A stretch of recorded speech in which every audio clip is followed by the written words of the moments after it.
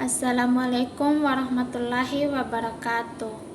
Perkenalkan, nama saya Bunga Citra Lestari dengan NIM 90500123128. Baik, di video kali ini saya akan menjelaskan tentang materi kebijakan moneter perspektif Islam. Kebijakan moneter merupakan salah satu upaya yang dilakukan pemerintah melalui Bank Sentral dalam melakukan pengendalian serta mengarahkan keadaan ekonomi makro yang sesuai atau lebih baik dengan cara mengendalikan jumlah uang yang beredar di suatu negara. Kebijakan moneter dapat digolongkan menjadi dua bagian. Yang pertama yaitu kebijakan moneter ekspansif, merupakan suatu kebijakan dalam rangka menambah jumlah uang yang beredar yang tujuannya yaitu siklus perekonomian berjalan dengan lancar, dan kebijakan moneter ekspansif ini juga dapat memberi peningkatan pada pertumbuhan ekonomi dengan risiko inflasi yang semakin tinggi. Yang kedua yaitu kebijakan moneter kontraktif, merupakan suatu kebijakan dalam rangka mengurangi jumlah yang beredar. Ini dilakukan untuk menurunkan tingkat inflasi yang ada pada suatu negara. Selanjutnya yaitu kebijakan moneter tanpa bunga.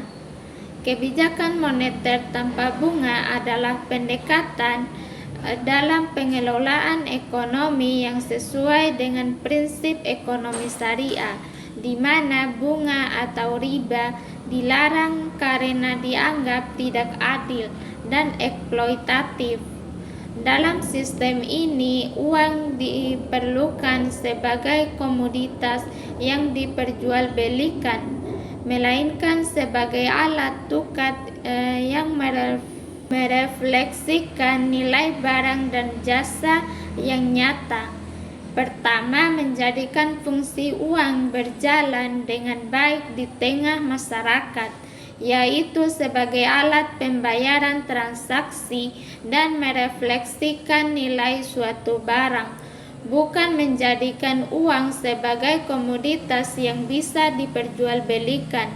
Kedua, kebijakan moneter tanpa bunga dialihkan dengan sistem bagi hasil atau investasi sektor real menggunakan akad muamalah Islam. Selanjutnya yaitu posisi Bank Sentral dalam Islam. Dalam prinsip ekonomi Islam itu juga terdapat bahwa stabilitas atas pembayaran untuk mencegah terjadinya efisiensi akibat fluktuasi harga produk, dan institusi keuangan yang bertugas mengatur dan menentukan kebijakan moneter.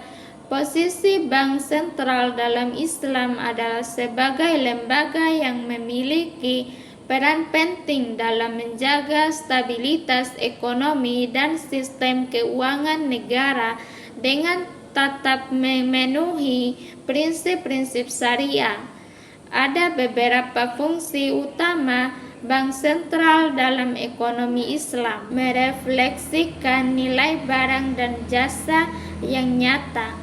Pertama, menjadikan fungsi uang berjalan dengan baik di tengah masyarakat, yaitu sebagai alat pembayaran transaksi dan merefleksikan nilai suatu barang, bukan menjadikan uang sebagai komoditas yang bisa diperjualbelikan. Kedua, kebijakan moneter tanpa bunga dialihkan dengan sistem bagi hasil atau investasi sektor real menggunakan akad muamalah Islam. Yang pertama yaitu manajemen sektor keuangan dengan sektor real, agar dana dapat dialokasikan kegiatan produktif yang sesuai dengan nilai Islam. Yang kedua, mengembangkan struktur pembayaran elektronik dan pengelola cadangan devisi untuk mendukung stabilitas ekonomi. Yang ketiga yaitu melakukan pengawasan moral dan regulasi agar bank dan lembaga keuangan. Ketiga, melakukan pengawasan moral dan regulasi agar bank dan lembaga keuangan beroperasi sesuai dengan prinsip keadilan dan tanggung jawab sosial dalam Islam. Selanjutnya yaitu manajemen moneter konvensional. Sistem moneter konvensional diawali dengan teori ekonomi konvensional.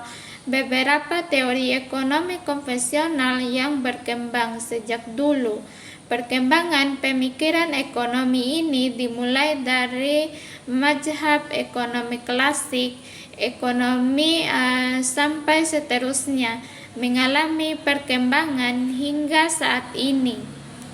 Untuk melakukan kontrol terhadap upaya pencapaian sasaran antara diperlukan variabel-variabel yang disebut sebagai instrumen. Yang pertama yaitu target kebijakan moneter. Yang kedua yaitu indikator kebijakan moneter. Yang ketiga instrumen kebijakan moneter. Selanjutnya materi terakhir yaitu manajemen moneter Islam. Bila melihat sejarah lahirnya sistem ekonomi dunia, maka kita akan menemukan suatu kesamaan, yakni semua sistem yang pernah ada mempunyai tujuan untuk mencapai tingkat kesejahteraan manusia pada umumnya. Mungkin itu saja penjelasan singkat dari saya. Sekian, terima kasih. Wassalamualaikum warahmatullahi wabarakatuh.